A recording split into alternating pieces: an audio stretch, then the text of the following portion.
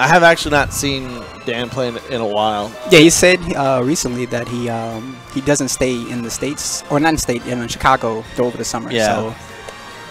I mean, it's understandable because like when JJ was still living in the region, he lived out, I think, somewhere in the Lisle region. And the drive from here into the city to get to Ignite, you have to not only go on the Eisenhower, but you also got to go up the Kennedy. So it's 2 big traffic jams.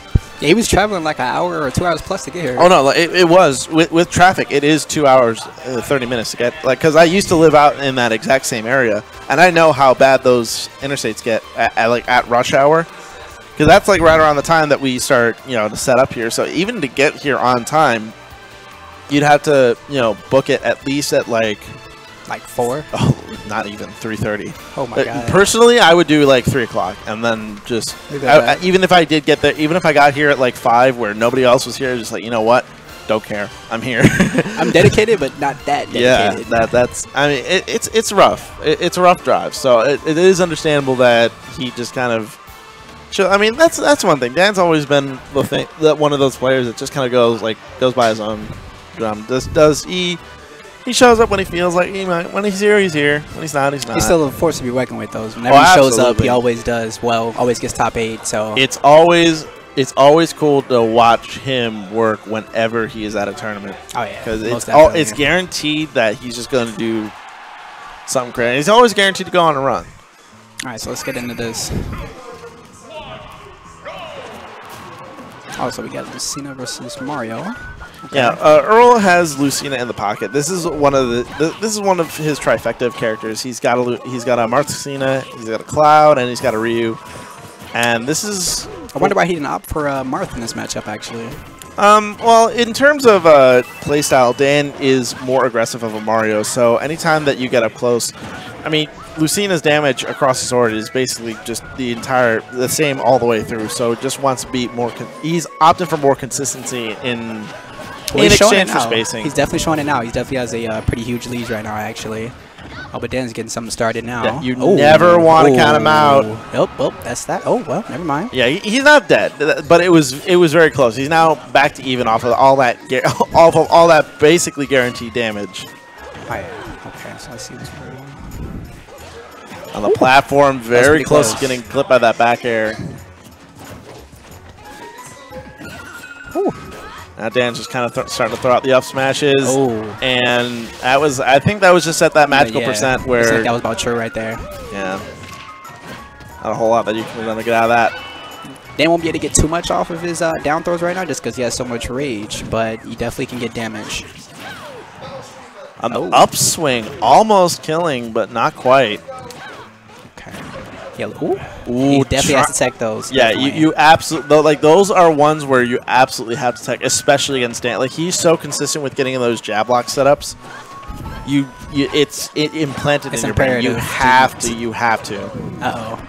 This is looking pretty bad now. Lucina's going to take this stock pretty soon. Up throw should kill at this point.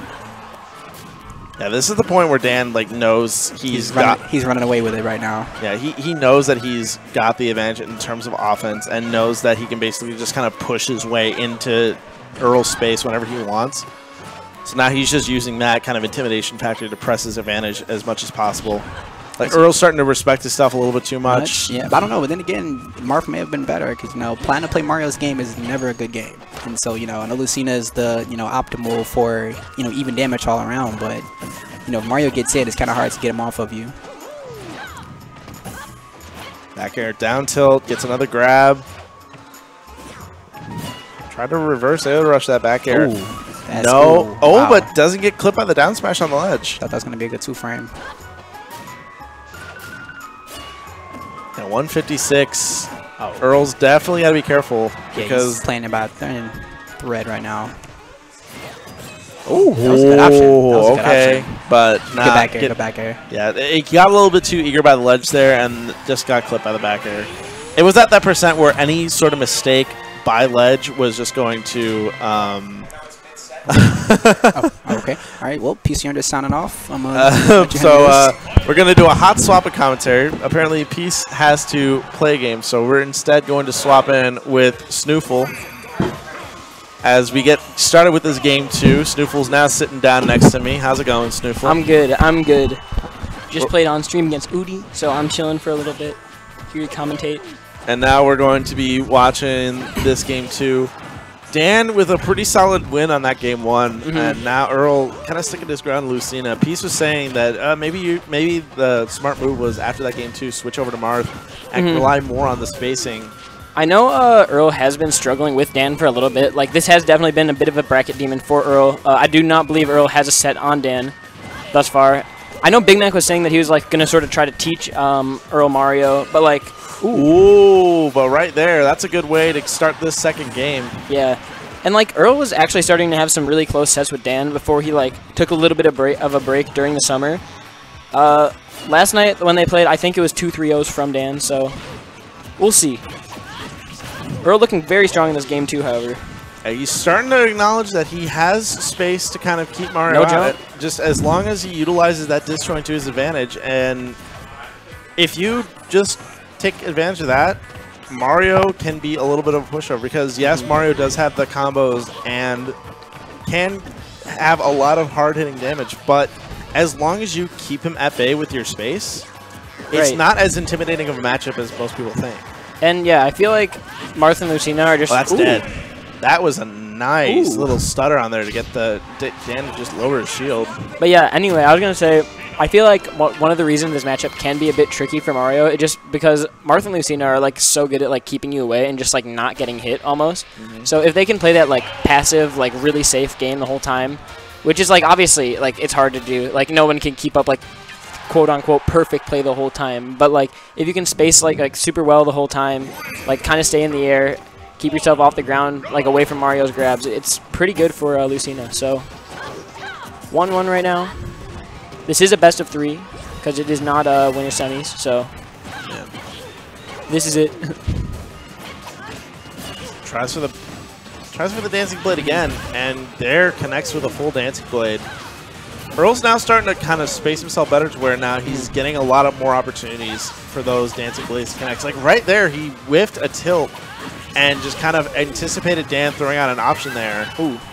And one thing that's actually is sort of interesting relative to Dancing Blade, I know one of the things that when I was talking to Earl about his sets with Dan the other night, he was actually saying that Dan fell out of a lot of Dancing Blades. I'm not sure if it's just good DI from the part of Dan. Maybe Mario's like a difficult weight.